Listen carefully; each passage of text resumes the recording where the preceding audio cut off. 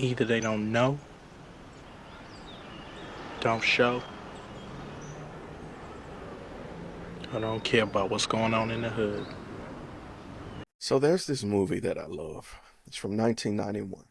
It's a black cult classic called Boyz N The Hood. Now, Boyz N The Hood stars Cuba Gooding Jr., Morris Chestnut, and Ice Cube. And I'm gonna be honest with you, Ice Cube has to be my favorite character in this film. This conversation that we're gonna have is more or less about what happens in a family structure where it is not fully supported as it should, and how when the parental structure is not sound, it can affect the children, leading to tragedy. Let's talk about it. Today we're talking about the Baker family. We're talking about Brenda Baker, Ricky Baker, and Darren, aka Doughboy. So Brenda Baker lives across the street from Trey, who is our protagonist. Brenda is the mom of Ricky and Darren, Doughboy, and Brenda is often on the outside seen as a loud, noisy neighbor.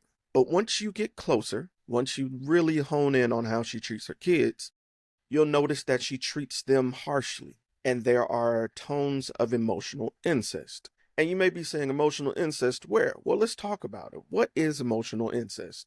Emotional incest is when the boundaries between the parent and child are too few or non-existent. Now, let's examine the children. Ricky, he's the golden boy.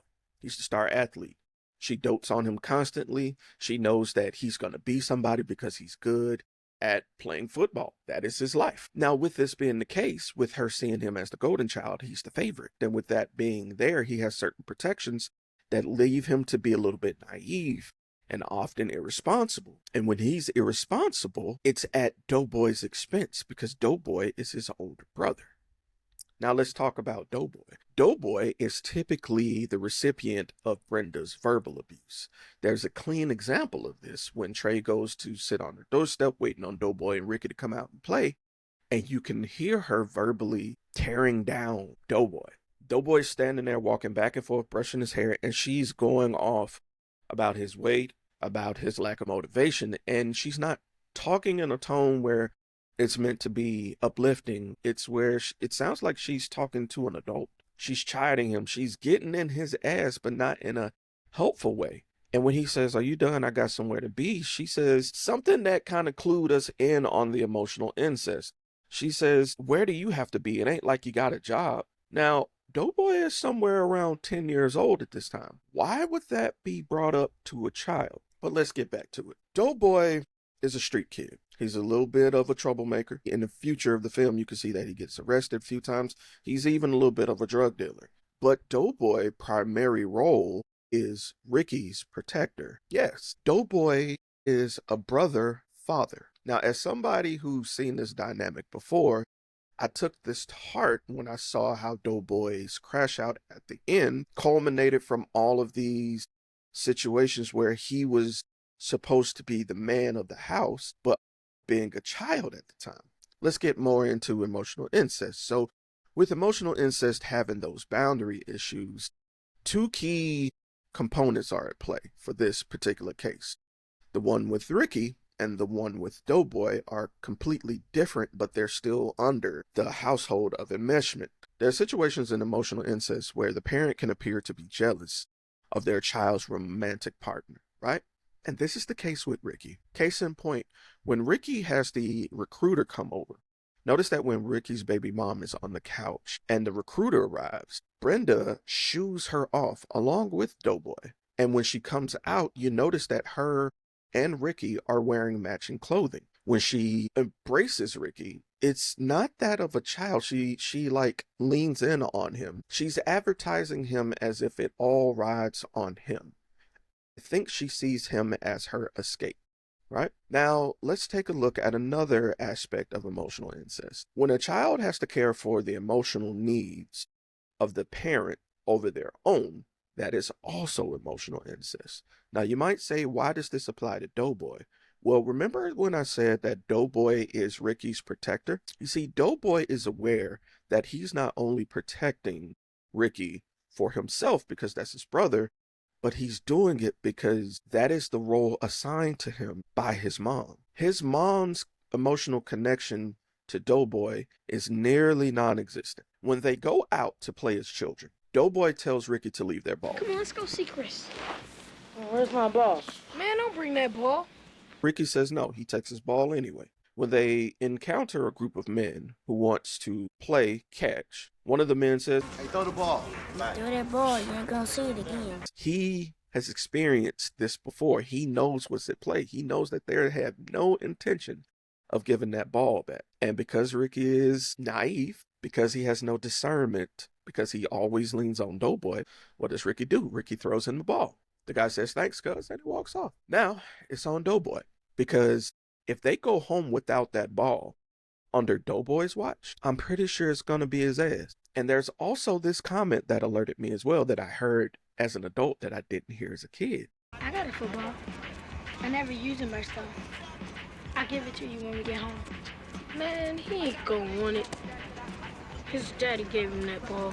When Trey offers his ball to Ricky as a replacement, Doughboy states he ain't going to want that ball. His dad gave him that. So now with that new information, why would he say his dad? This alerts us that Ricky and Doughboy has two different fathers. Now, how many times have we seen where multi-parent households can sometimes move the needle as to how the parent treats the kid? So with Doughboy knowing we can't come home without that ball, so Doughboy realizing what he's got to do, Doughboy's got to be a man as a child. Hey, yo, give my brother's ball back. I said give me my brother's ball back. Before what? What your fat ass gonna do?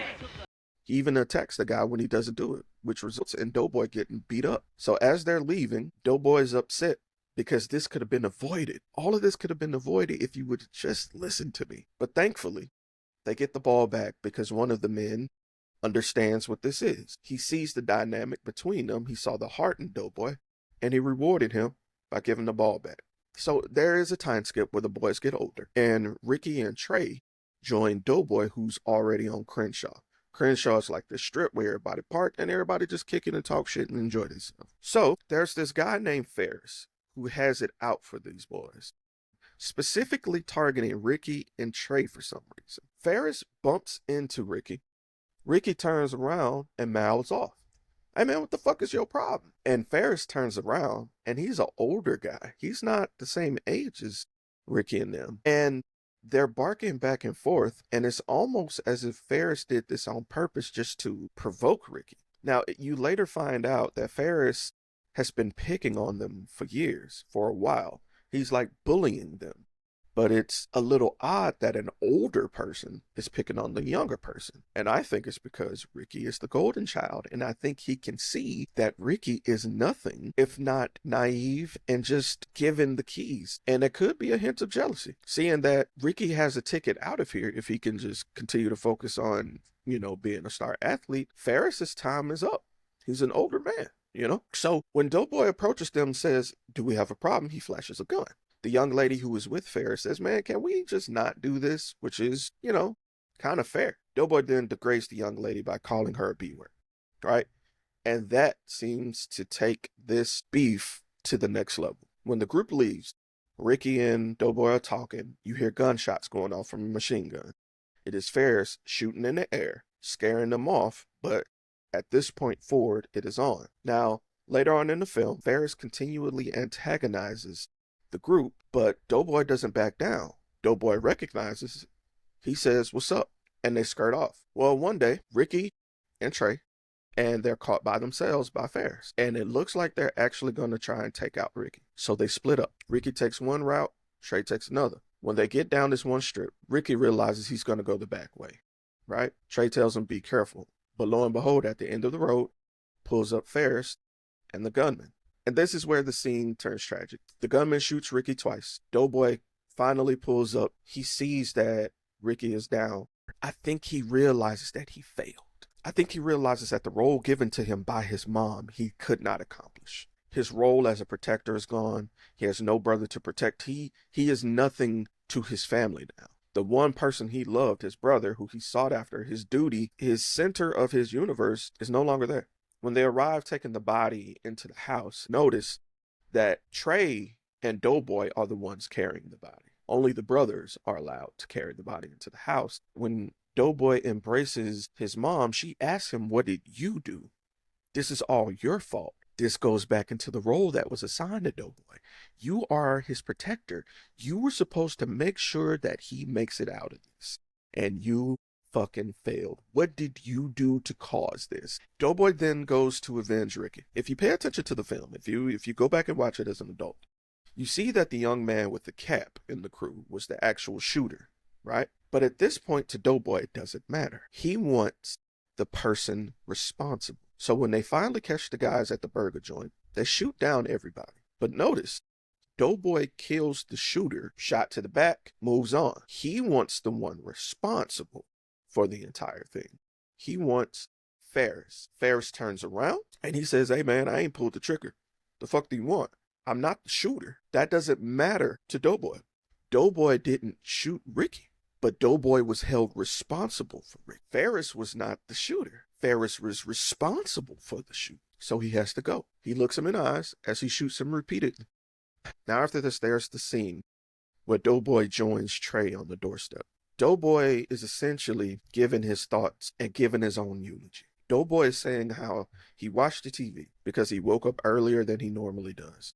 And he's looking on TV about all the violence in the world and how nobody notices how violent it is right here. And then he has the thought they either don't know, they don't show, or they don't care what happens.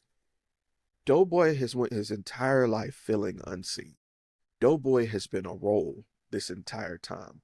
Doughboy has just been a child protector, a child parent, and a victim of neglect. And he also notices how his brother, who is a star player, didn't even get a spot on the news when he died.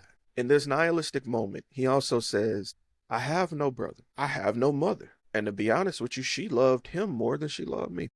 As Doughboy is about to walk off, Trey tells him he has a brother left. But you notice that Doughboy pours out liquor, and I don't think it's just for Ricky. He pours out that liquor because he knows it's only a matter of time before it's up for him. As he's walking across the street, you read the graphic that the very next day, Doughboy buried his brother. And then 2 weeks later, Doughboy was murdered. This tragedy in his family is an example of how neglect, abuse, and unregulated emotions and unrecognized trauma can lead to the downfall of anyone. It isn't about having a dad. It isn't about not having a good mother. It's about having unresolved issues that need to be addressed, and the cycle needs to be broken.